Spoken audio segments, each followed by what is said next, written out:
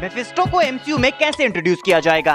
Internet पर इससे related कोई भी न्यूज नहीं है कि कैसे मेफिस्टो को कॉमिक्स से मूवीज में लाया जा सकता है। और पुरानी doctor strange multiverse of madness से रिलेटेड जितनी भी थ्योरीज थी वो सब अब मीम्स में बदल चुकी हैं और अब इसके बारे में बातें भी कम ही की जाती हैं। तो आज हम आपके लिए मार्वल कॉमिक्स के डेविल मेफिस्टो से रिलेटेड एक न्यू थ्योरी लेकर आए हैं। पुरानी थ्योरीज पर धूल जम चुकी है, लेकिन अब एक नई थ्योरी की बारी है। जैसा कि हम जानते हैं कि मेफिस्टो एमसीयू में एग्जिस्ट नहीं करता, अब तक तो नहीं, लेकिन उसका कैरेक्टर किसी दूसरे कैरेक्टर की मदद से बाहर आएगा, जैसा कि मेफिस्टो ने कॉमिक्स में भी किया था। और मेरा मानना है कि वो कैरेक्टर और कोई नहीं बल्कि स्ट्रेंज सुप्रीम है, जो कि डॉक्टर स्ट्रेंज का एक वेरिएंट है, जिसने व्हाट इफ सीरीज में अपने एरोगेंस से पूरे यूनिवर्स में तबाही मचा दी थी। और कॉमिक्स में मेफिस्टो की एक फेमस स्टोरी है वन मोर डे, जो पूरी तरह से नो वे होम के इवेंट से मैच करती है, क्योंकि नो वे होम उसी कॉमिक्स से इंस्पायर्ड है। हालांकि वहाँ पीटर पार्कर डॉक्टर स्ट्रेंज के पास जाने के बजाय मेफिस्टो के साथ डील करता है, जिसके बाद मेफिस्टो उसकी पहचान बचा देता है और एमजे भी उसे भूल जाती है। हालांकि नो वे होम वाला डॉक्टर स्ट्रेंज स्ट्रेंज सुप्रीम नहीं था, लेकिन फिर भी है तो वो डॉक्टर स्ट्रेंज का ही एक वेरिएंट। और स्ट्रेंज सुप्रीम के हमने व्हाट इफ सीरीज में कई तरह के डिमोनिक एक्शंस को देखा है, स्पेशली जब वो क्रिस्टीन को बचाने के लिए कई मिस्टिकल बीइंग्स को अब्सॉर्ब करता है। वहाँ उसकी एरोगेंस उसकी बॉडी को इस तरह से कंट्रोल कर लेती है कि वो पूरी तरह से एक डेविल बन जाता है, जो कि कहीं न कहीं हम सबको मेफिस्टो की याद दिलाता है। तो फिर मार्वल ने एक्चुअल मेफिस्टो का यूज करने की जगह स्ट्रेंज सुप्रीम के थ्रू से लाने का क्यों सोचा? इसका आंसर बहुत सिंपल है। वो क्यों ऐसे कैरेक्टर का यूज करे जो पास्ट में बहुत ही प्रॉफिटेबल था, लेकिन फ्यूचर में मार्केट में पिट सकता है। लेकिन ऐसा क्यों? इसका रीजन भी सिंपल है, और रीजन है चाइना।